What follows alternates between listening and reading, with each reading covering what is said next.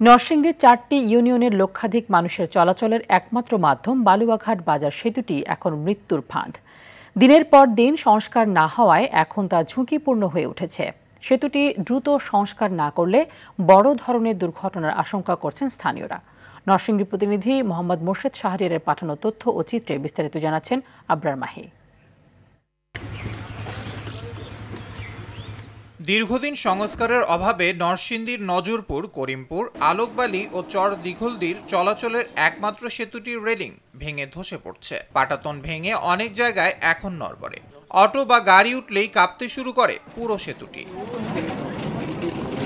বিকল্প রাস্তা না থাকায় জীবনের ঝুঁকি নিয়েই প্রতিদিন ২ থেকে ৩ হাজার যানবাহন চলাচল করে এই পথে। সেতুটি ভেঙে গেলে সম্পূর্ণ বিচ্ছিন্ন হয়ে পড়বে লক্ষাধিক মানুষের যোগাযোগ ব্যবস্থা।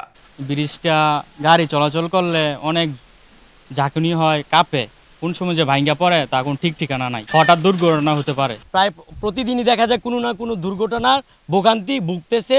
সরকারের কাছে অনুরোধ করছি অতি তাড়াতাড়ি যেন এই ব্রিজটি মেরামত করা হয়। সেতুটি দ্রুত পুনর্নির্মাণের দাবি এই প্রশাসনিক কর্মকর্তার। জনসাধারণের চলাফেরার স্বার্থে ব্রিজটি মেরামত করা অতীব জরুরি এবং যথাযথ কর্তৃপক্ষের নিকট এই ব্রিজটি অচিরেই নির্মাণ করার জন্য দাবি জানাচ্ছি।